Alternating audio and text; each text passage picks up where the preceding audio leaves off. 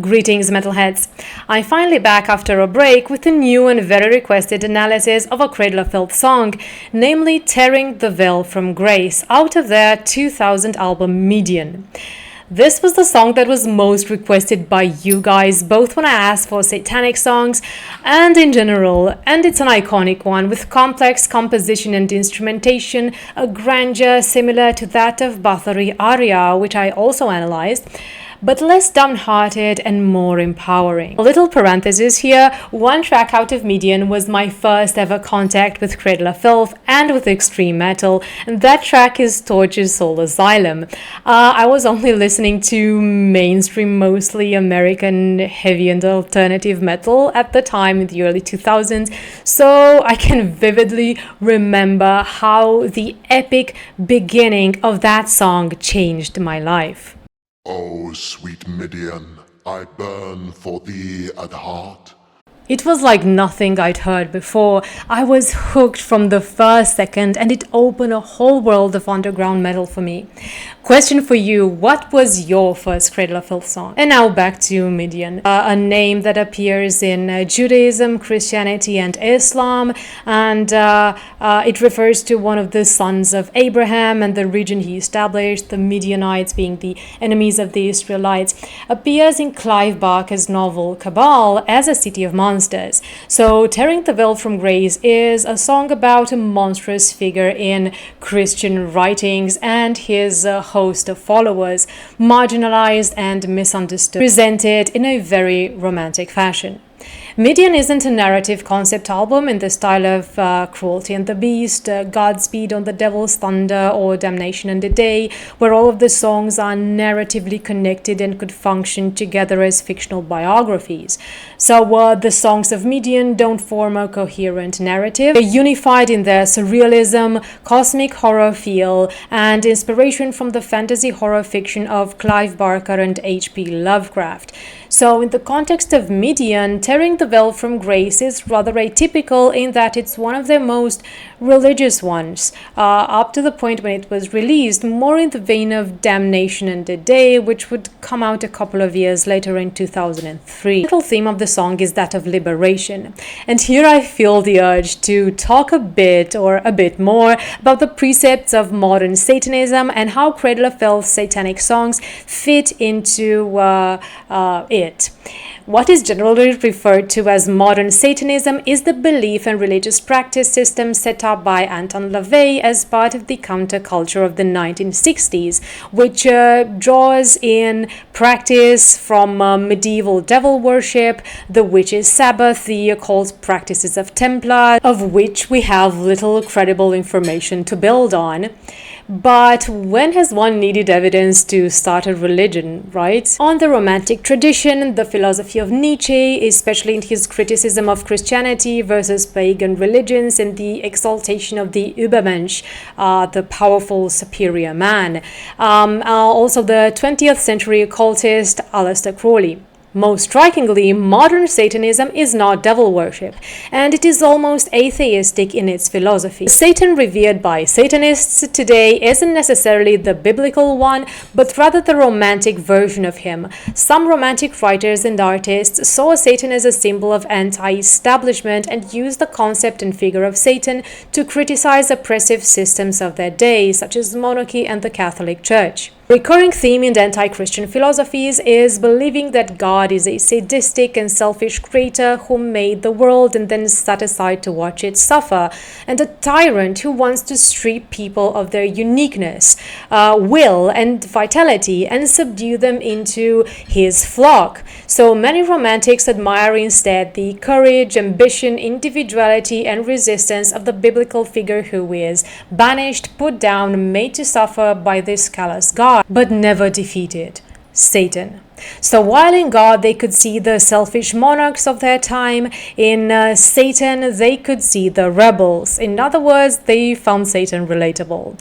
Romantics distance themselves from religion and see Satan as a mythical figure and not a real being, which is congruent with how modern Satanism generally sees him as well. Remember that the first writing to portray Satan as a charismatic rebel, John Milton's Paradise Lost, comes in a time of full enlightenment, skepticism, skepticism towards religion and absolute power. So a movement inspired by it, like modern Satanism, would be anti-religious and anti-oppression, and very importantly, anti-herd mentality. So it's not the worship of Satan, but rather the emulation of Satan, aspiring to be as strong and brave as him. So, contrary to popular belief, Satanism doesn't believe itself evil and doesn't aim at doing evil, but is meant to point out the flaws and mitigate some of the harm of authoritarian religions.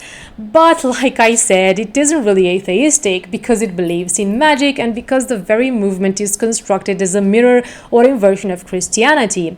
Often, their ceremonies are inverted Christian ceremonies. We have the Black Mass with the Lord's Prayer recited backwards, allegedly a practice in the Sabbaths of the witches.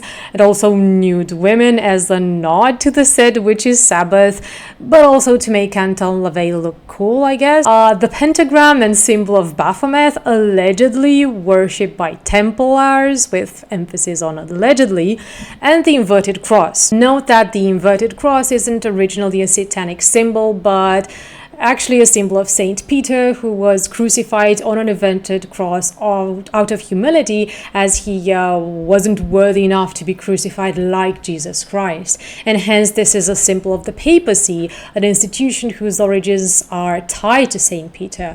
I suppose not coincidentally, Anton LaVey called himself the Black Pope, among other things. We also find here the concept of therapeutic blasphemy, for instance, the burning of crosses, the tearing up of Bibles during religious ceremony, and parody in general as a way to release the hold Christianity has on you, the shame and doubt and fear that it may have imprinted upon you, and to undermine it by proving that the Bible is simply a pile of paper and ink. And this idea of therapeutic blasphemy translates really well into heavy metal, from concept and lyrics to the aggressive and often dissonant sound, and also inverted crosses that really caught on. Modern Satanism, especially everything surrounding LaVey, is extremely performative, sort of like a heavy metal concept, to the point where its genuineness becomes questionable, as is the criticism of religion and the herd mentality of a cult when you yourself become the leader of a cult. But it wanted to be a force of change in society, to inspire people to be themselves without pushing onto the boundaries of others, and to simply be the opposite of what God wants you to be, namely fearful, subservient, and unquestioning in relation to God and authority, but also tolerant and even supportive of systems of oppression, kind of like capture bonding. We'll find a lot of images of liberation through destruction in Tearing the Veil from Grace. I think these ideas that I discussed here are very relevant to the themes of the song. And now let's finally listen and see how they reflect. This is Tearing the Veil from Grace. Let me just comment here how the Midian cover is maybe one of the most cringe-worthy covers of Cradle of Filth, but it speaks a lot about the themes of the album, the cosmic horror of a city of monsters presided over by a horned, monstrous, Satan-like figure.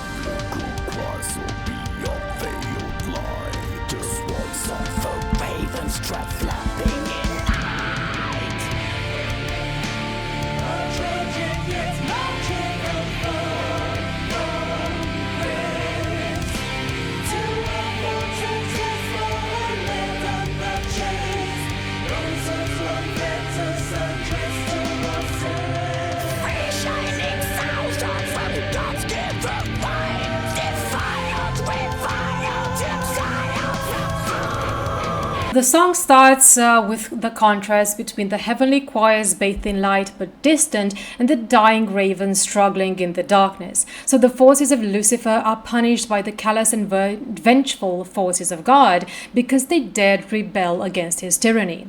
The fall from grace is both tragic and magical in nature because it is transformative. The implication is that this fall would be devastating for those who are obedient and morally upright to comprehend and experiences, but to the forces of Lucifer, it is a transformative experience, in the sense of what doesn't kill you makes you stronger. The kingdom of God is the Reich of God. So God is a tyrant, so those who follow him do this out of fear and capture bonding. So they long to be shackled and commanded, whereas the free shining souls who try to break free from this are punished.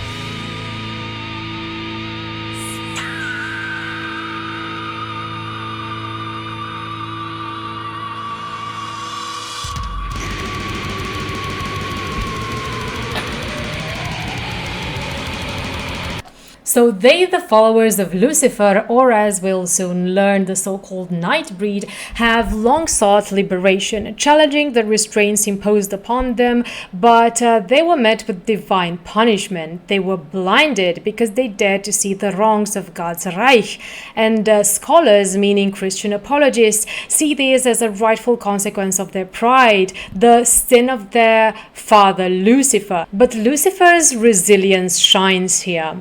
Not only does he regain his sight, but he works towards gathering his strength to take revenge and to storm the skies.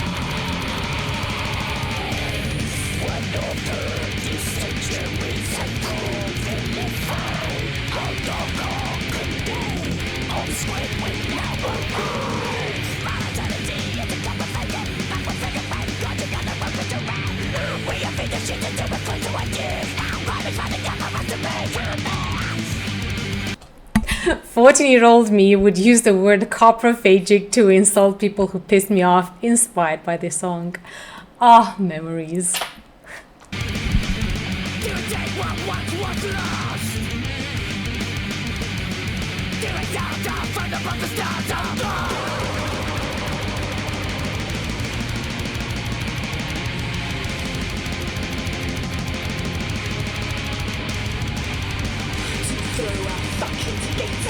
Of a severed Neverland, where we the damned one pleasure ran like seamen from the Palace.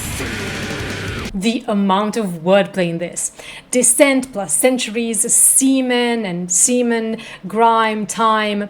So they waited down below for centuries, decenturies, for what's supposed to be an eternity. But even eternity has run out because they've had enough of the humiliation they've endured eating shit until grime is running out. So there's no more shit to eat and they've sunk low enough and there is no way to go but up. It's the time to take revenge. So eternity is a figurehead. It represents authority, so of course they will disregard it. The imagery in the last stanza where they ran like seamen once upon a time is supposed to be a nostalgic one. Because when semen runs, it's happily fulfilling its purpose.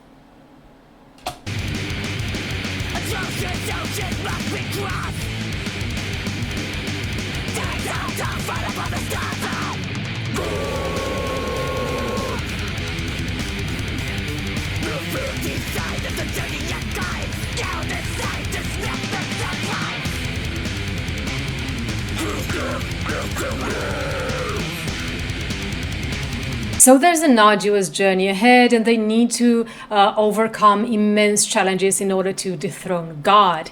The secret 13th sign of the zodiac, the additional celestial influence, is cloaked and wielding a scythe, a force that aims to destroy, and that's what's coming.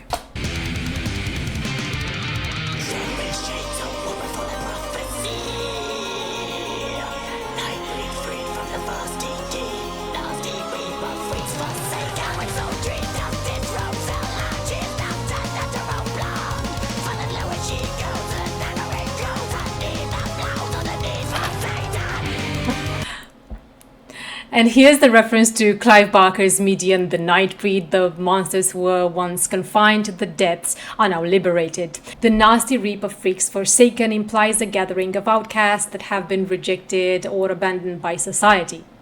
The Eve metaphor is as funny as it is brilliant. So on the one hand, we have Eve serving Satan sexually. Well, she did swallow his seed when she ate that apple. See my analysis of serpent tongue. And on the other hand, we have the description of a sunset like you've never heard before. The lower she goes, the darker it grows. And she's becoming darker, not a natural blonde. It makes so much sense that now you'll never look at the sunset in the same way.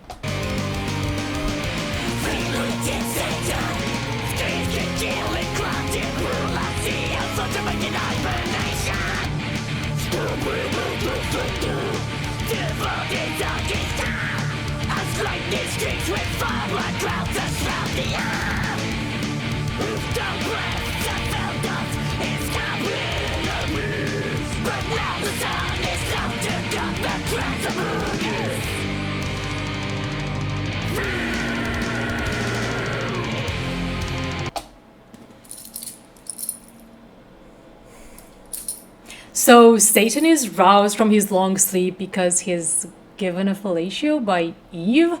As a Powerwolf, another band who relies heavily on blasphemy in their lyrics and imagery, would call this resurrection by erection. So eternal night is coming and the Nightbreed will thrive. Satan is storming the skies. The earth is shrouded in darkness.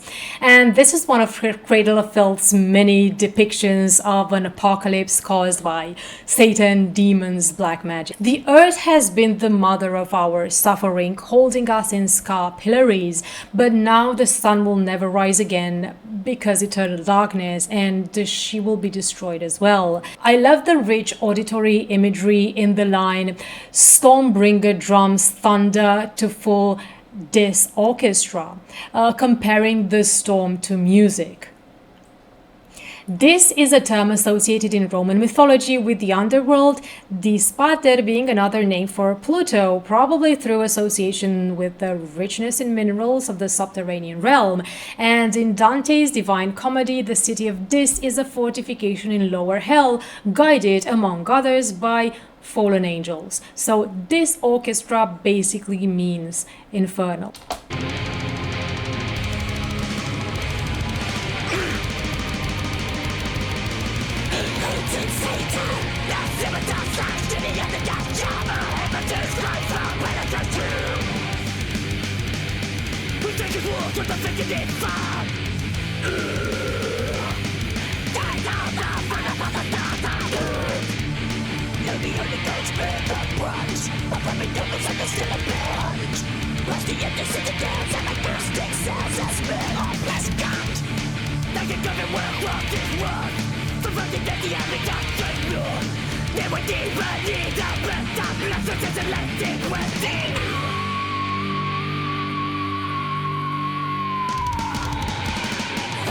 Elated and filleted. I love this. Also, I didn't mention, but the occurrence of phallus is, of course, meant to be a symbol of power, including the fallacies. And we find this image of fallacies in another song from Midian, namely Death Magic for Adepts. The Undergash refers to a vulnerable area that heaven possesses, and Satan has found and exploited it.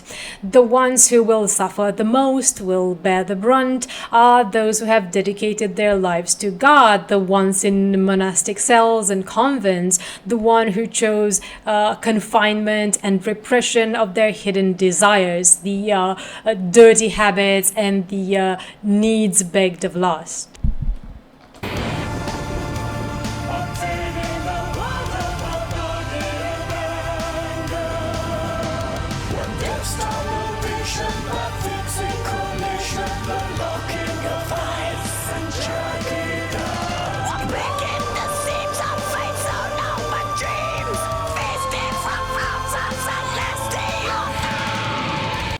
Our guardian angel is anger, very adept. They clash like beasts in a fight, locking eyes and antlers. The seams of fate sewn over dreams are unpicked like strings in a cloth. And the celestial thieves who robbed us, the free shining souls or the night breed of our freedom, are vampirically consumed.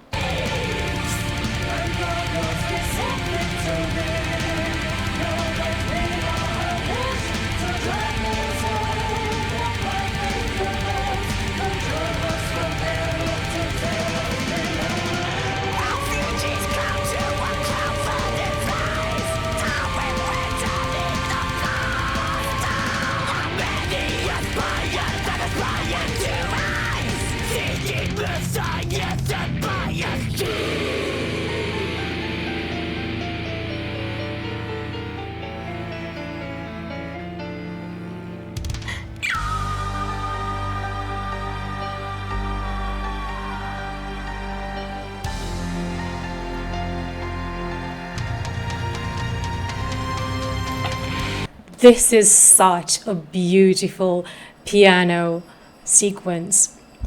So we earlier had hell knows we sought victory, and now God knows it as well. They were driven to terror below, and now they are rising. This metaphor is more difficult to decode, but the refugees clung to a crown furred in flies, representing a spire that aspired to rise. I think refers to how the free shining souls were drawn to Satan. The flies being a reference to how Beelzebub's name means Lord of the Flies. And the last line is meant to show that messiahs are there to be overthrown, like Jesus was killed by the people. So God's entire force overthrown by those he underestimated. The keyboards in this are amazing and such a beautiful culmination of this part of the song.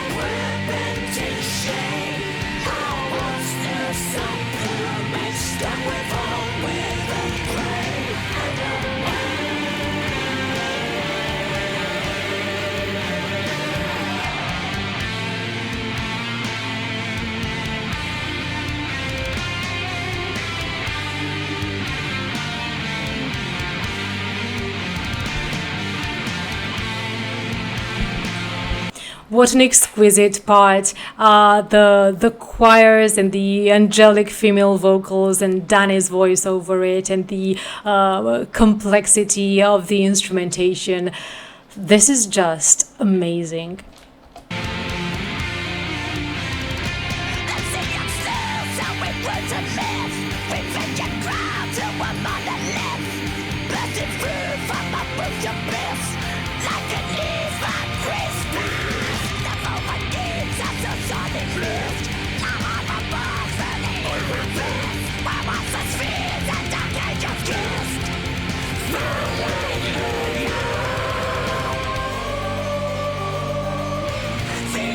Satan is coming yourself anointing down to the world to die to the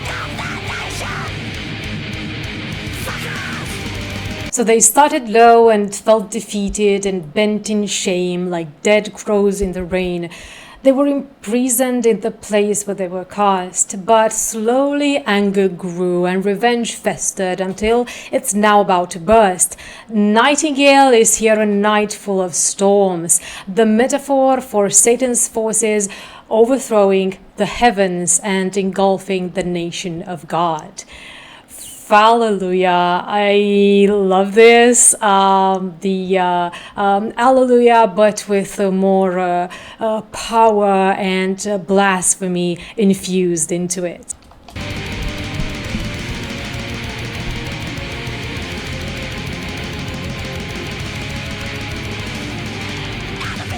In the one with the mouth and the dark and die out, so the one with the deeds.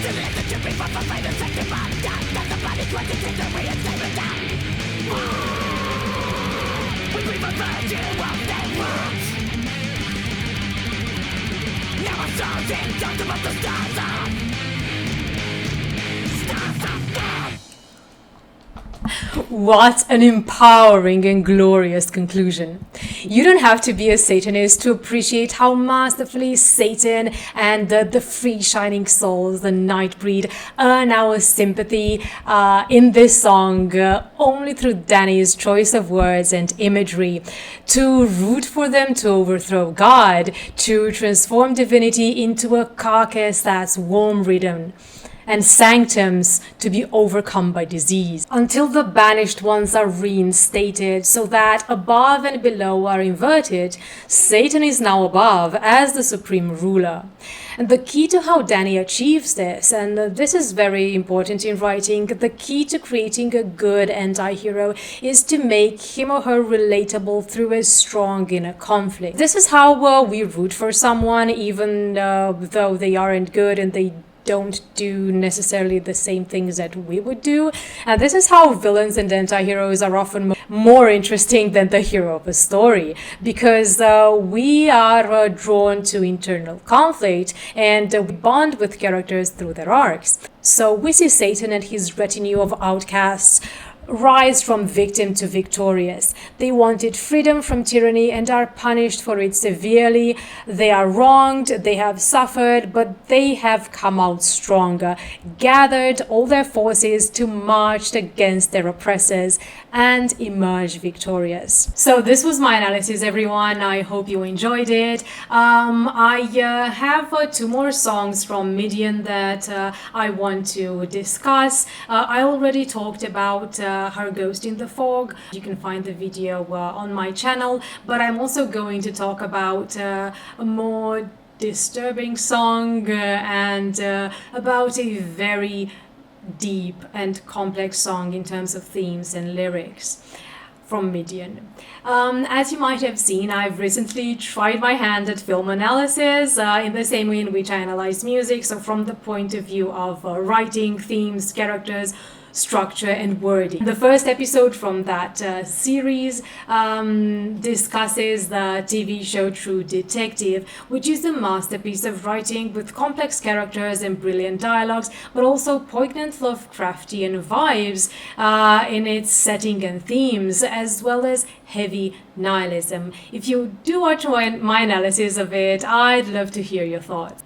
So thank you for watching my take on Tearing the Veil from Grace. If you enjoyed it, please like the video and subscribe to my channel for more breakdowns of metal lyrics. See you next time.